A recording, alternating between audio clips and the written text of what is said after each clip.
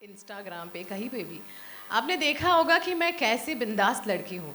लेकिन अभी जब मैं यहाँ आई हूँ मंच पर, मैं बार बार अपना पल्लू ठीक कर रही हूँ क्योंकि मुझे ये लग रहा है कि कृष्णा देवी की ये मर्यादा है, ये उनका व्यक्तित्व है।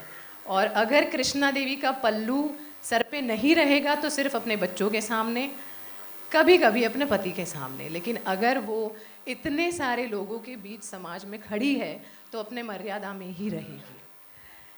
ये ऐसी औरत है जो 100 साल पहले के ज़माने में पढ़ी लिखी औरत थी, अपने ज़माने की सबसे ज़्यादा पढ़ी लिखी औरत ये थी।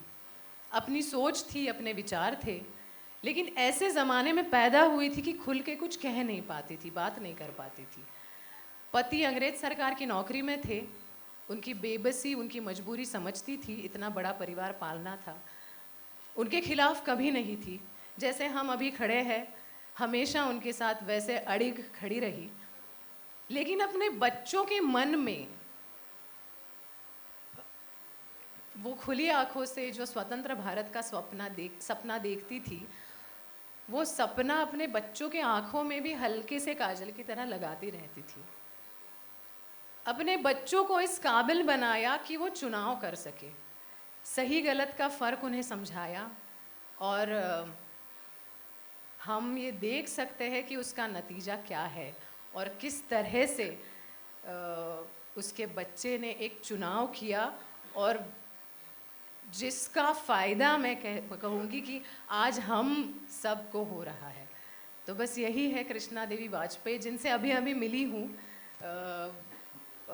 उनसे और जान पहचान होगी और कोशिश करूँगी कि पूरी कृष्णा देवी आपके सामने साकार कर सकूँ। Thank you so much Neha ji, बहुत बहुत शुक्रिया। आप भी हमारे साथ मंच पर यही जुड़ी रहें। देवियों और सज्जनों, 7 साल की छोटी उम्र में अटल 3 बड़े भाइयों, एक विवाहित बहन और 2 छोटी बहनों से घिरे हुए वाजपेयी परिवार में 5वें बच्चे थे। वो मन से एक क्रांतिकारी विचारक और जिज्ञासु स्वभाव के थे। अटल की माँ उनके जिज्ञासु दिमाग को विकसित करने के लिए उनके प्रश्नों का उत्तर देने में कभी भी पीछे नहीं हटती थी और हमेशा ही उनका मार्गदर्शन करती थी। अटल अपनी माँ की बातों को सबसे ज्यादा महत्वपूर्ण मानते थे तथा मातृभूमि एवं संस्कृति से बेहद प्यार करते थे। इसी के साथ साथ अपनी विरासत एवं मूल्यों को संरक्षित रखने में भी विश्वास करते थे।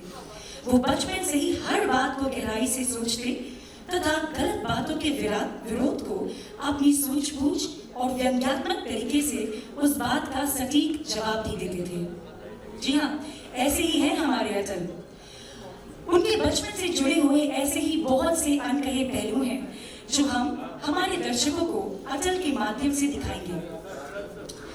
और अब इसी के साथ इंतजार खत्म हो रहा है।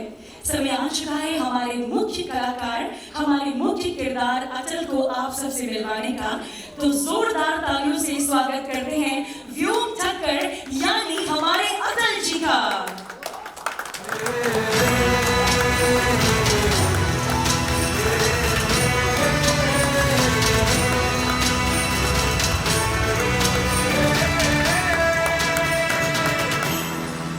अटल जी, आपका बहुत बहुत स्वागत है। और मैं चाहूंगी कि हमारी जो ऑडियंस, जिसको आपसे अभी से ही बहुत ज्यादा लगाव हो चुका है, मैं चाहूंगी हमारी ऑडियंस को आप हमारी प्रोमो में से कुछ पंक्तियां सुनाएं। निकिता जी, वो मोबाइल बच्चा है ना, इसके मोबाइल सबको बोलो नीचे ले लो। कपास किसान का तो कपड़ा अंग्रेजों का क्यों? नौजवान इस देश का, देश हिंदुस्तानियों का और हिंदुस्तान अंग्रेजों का क्यों? मिट्टी हमारी, अनाज हमारा, खून पसीना हमारा, तो बहेगा अंग्रेजों के लिए क्यों? जोरदार तालियां हो जाए। बहुत खूब, thank you so much. And अब मैं चाहूंगी हमारे छोटे से प्यारे से अटल जी हमारे साथ ही बने रहें, साथ ही साथ उनके आदरणीय माता पिता भी बने रहें। और अब एक बार स्टेज पर, मंच पर मैं पुनः आमंत्रित करना चाहूंगी विष्णु शंकर जी को, आरव जी को और साथ ही साथ शांति भूषण जी को। I request all the 3 dignitaries to please join us on the stage.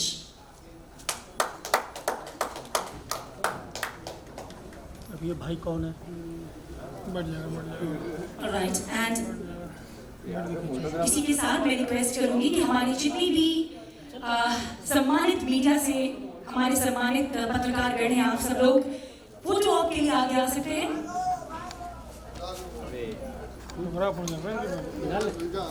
नहीं निकालो मत भाई, इनका हो जाने दो, हम यहीं से लेंगे। I request all the respected friends from the media to please come forward and you can click उनका हो pictures. जाएगा, It's उनको time बिठा for देना, the हम लोग photo. यहाँ से ले लेंगे। भाई दौड़ नहीं करना है, फिर अपन करेंगे। पक्का पक्का उनका हो जाएगा, उनको बिठा देना। करने दो, फिर अलग प्रिंट को करने दो आराम से, स्टील को फिर अलग। अरे कुछ नहीं होगा, बोलिए, कोई दिक्कत होने नहीं हो रहा है इलेक्ट्रॉनिक का। मैं एक बार पीछे हो जाओ भाई। भाई स्टील भाई पीछे। तो क्या thanks to all the LCU and DPU partners for joining us. And thanks to Vishnu ji for joining us on the stage. I request the producer, the writer and the... मैं चाहूंगी कि हमारे तीनों artist की आप pictures click कर लें।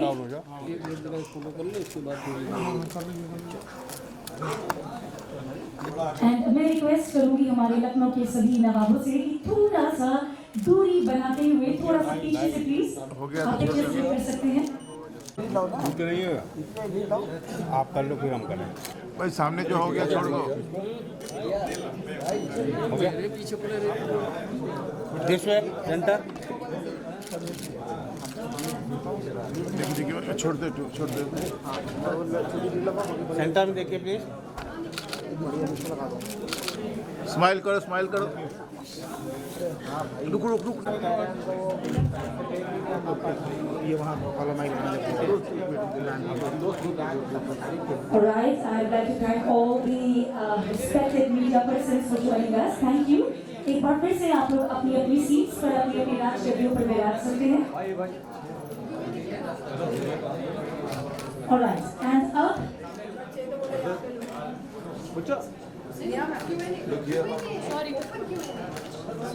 And अब इसी के साथ आपके मन में जो कुछ भी प्रश्न हैं, आप हमारे लीड कास्ट से और हमारे प्रोड्यूसर और राइटर से पूछ सकते हैं। तो नया शो आपके सामने ला रहे हैं अटल।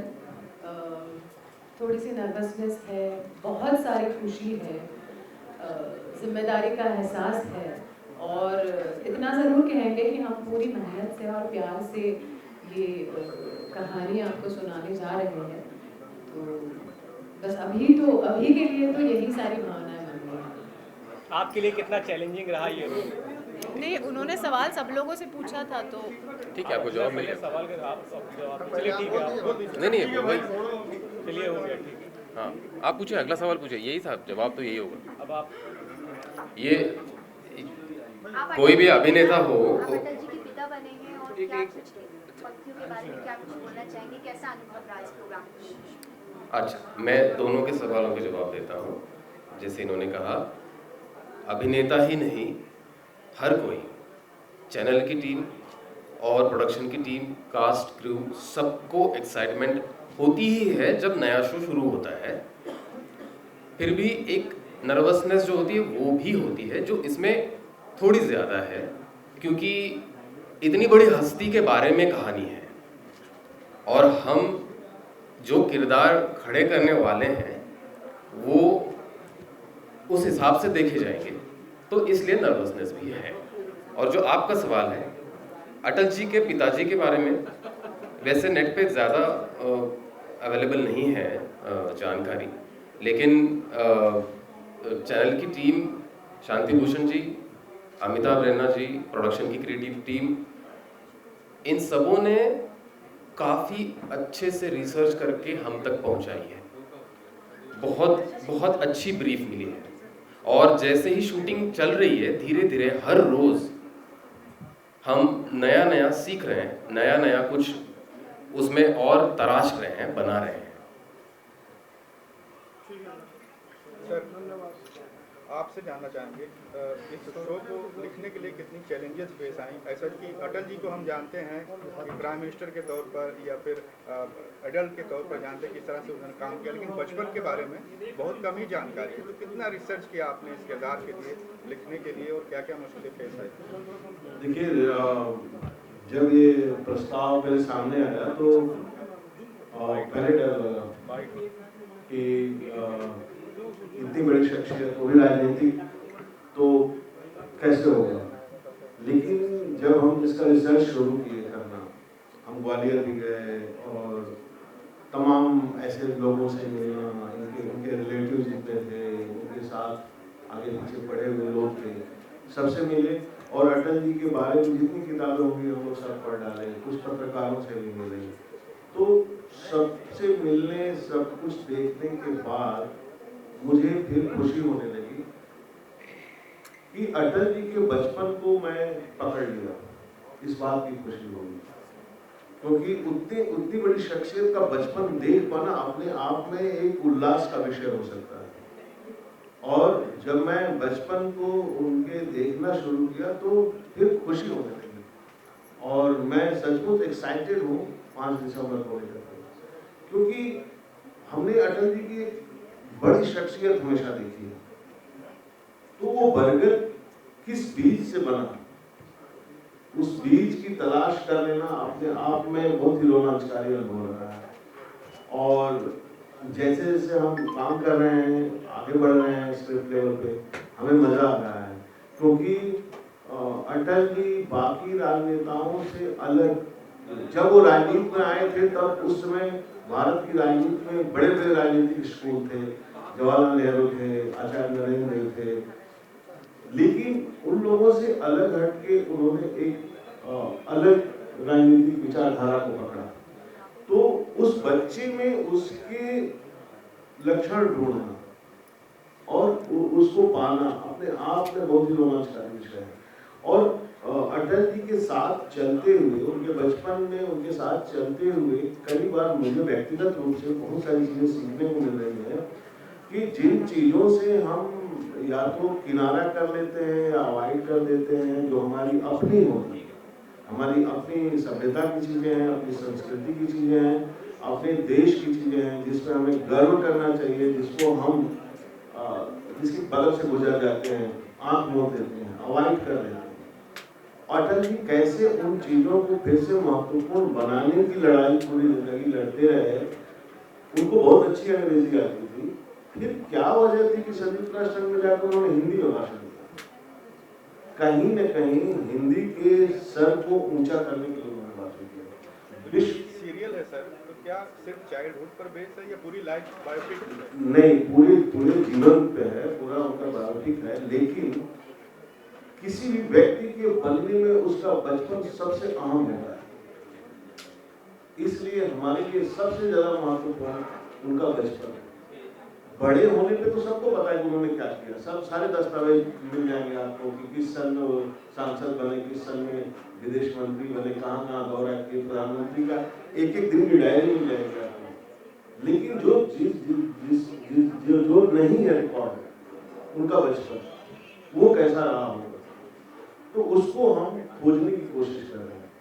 और सबसे अच्छी बात है कि हमारे चैनल की तरफ से जो लोग हैं और हमारे जो अभिनेता, हमारे निर्देशक, सब लोग उसमें डूबे हुए लोग, तो हम कुछ अच्छा निकाल के ले आ रहे हैं, ये मुझे मेरा दावा है और आशा है कि लोग वैसे ही इस शो को प्यार करेंगे जैसे हम लोगों ने पिछले शो अम्बेडकर वो लोगों ने सराहा, आज भी लोग देख रहे हैं। तो अटल जी के जीवन पे भी लोग खूब अच्छे से देखेंगे। आशुतोष जी, जब पहला कॉल आया इस रोल के लिए आपको, तो क्या रिएक्शन था कि अटल जी के पिता का किरदार आपको निभाना है? किस तरीके से ऑफर मिला आपको? कुछ इंसिडेंट अगर याद हो? बहुत अच्छी खासी ऑडिशन टेस्ट हुई, अच्छे एक्टरों को बुलाया था, लिस्ट काफ़ी बड़ी थी, मेरा नाम भी उसी में था। अब ये मेरा सौभाग्य है कि मेरा चुनाव हुआ। अब जब चुनाव हुआ तब बहुत सवाल थे मन में, जो मैं पूछता गया और सच में सबके जवाब भी मिलते गए बहुत अच्छी तरह से। तो कोई संभ्रम बचा नहीं मन में। अब सिर्फ ये किरदार खड़ा करने के लिए मेहनत ही कर रहे हैं। अटल जी, आपका पहला शो है ये, किस तरह की एक्साइटमेंट है आपके अंदर? इतनी ज़्यादा है कि बोल भी नहीं सकता मैं। थोड़ा सा बोल दीजिए। बस 5 दिसंबर के लिए इतना वेट नहीं हो रहा। बहुत एक्साइटमेंट हो रही है। सेट पे मज़ा भी आ रहा था बहुत। जब मैं कोई लाइंस भूल जाता था सब मेरे को याद ही रहते थे, specially director sir. Please promo का जो आपने बोला था कर दीजिएगा। रिपीट। खेत कपास का, कपास किसान का, तो कपड़ा अंग्रेजों का क्यों? नौजवान इस देश का, देश हिंदुस्तानियों का, और हिंदुस्तान अंग्रेजों का क्यों? मिट्टी हमारी, अनाज हमारा, खून पसीना हमारा, तो बहका अंग्रेजों के लिए क्यों?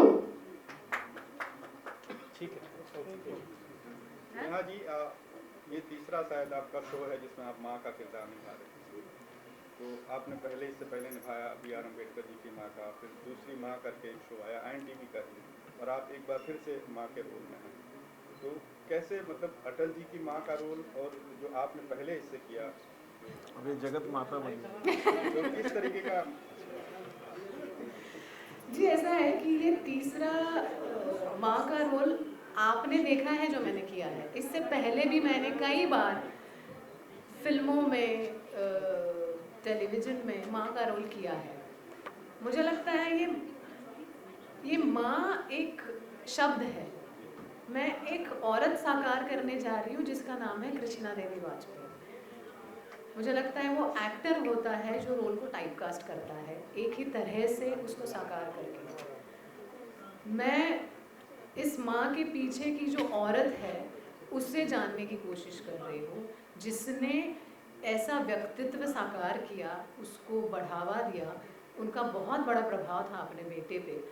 तो उस माँ की क्या सोच होगी, उसके क्या संस्कार होंगे जो उसने अटल को दिए थे।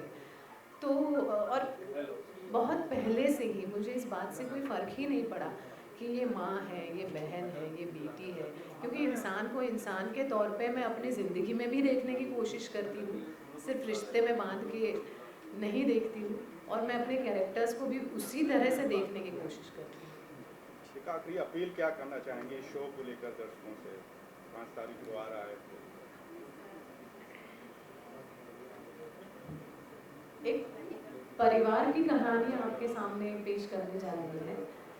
एक परिवार, मेरे परिवार के जैसा, आपके परिवार के जैसा, जहाँ पे अच्छे संस्कार, अच्छी परवरिश दी जाती है, और जिसमें से एक बच्चा कुछ असामान्य काम उसने कर दिया, तो वो वहाँ तक कैसे पहुँचा, इसका सफ़र तय करने जा रहे हैं, खोजने जा रहे हैं।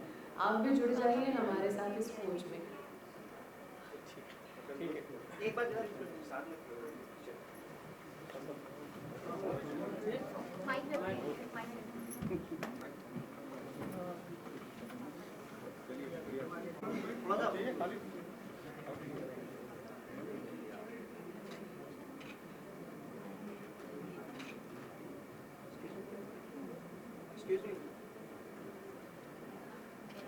Left to right.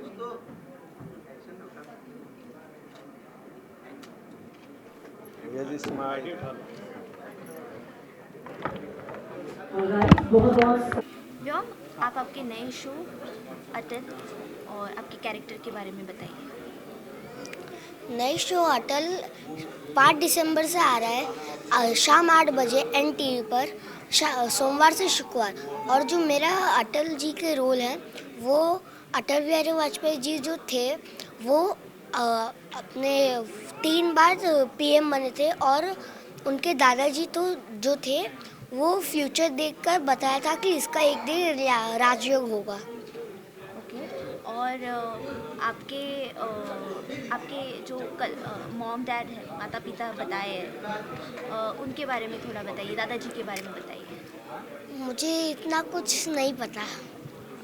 आपके मदर का रोल कौन प्ले कर रहे हैं? नेहा मैम। नेहा मैम। और आपके दादाजी का रोल? उनका नाम नहीं पता। ओके। और आपके पिताजी का रोल? अनुतोष सर। ओके। और आप कैसे लग रहा है इस सीरियल में काम करके? बहुत अच्छा लग रहा है। ओके। और आपका और क्या क्वेश्चन पूछूं सर? ये शो आपको कैसे मिला? ये शो आपको कैसे मिला इस बारे में? फर्स्ट जब ऑफ़र आया था तब ऑडिशन के टाइम पे बोला था कि रिकॉर्ड करके भेजो कि वहाँ पर आके भेजो। फिर मैंने वहाँ पर जाके ऑडिशन दिया 4-5 बार। फिर 300 ऑडिशन प्लस में से मैं हुआ अकेला सिलेक्ट।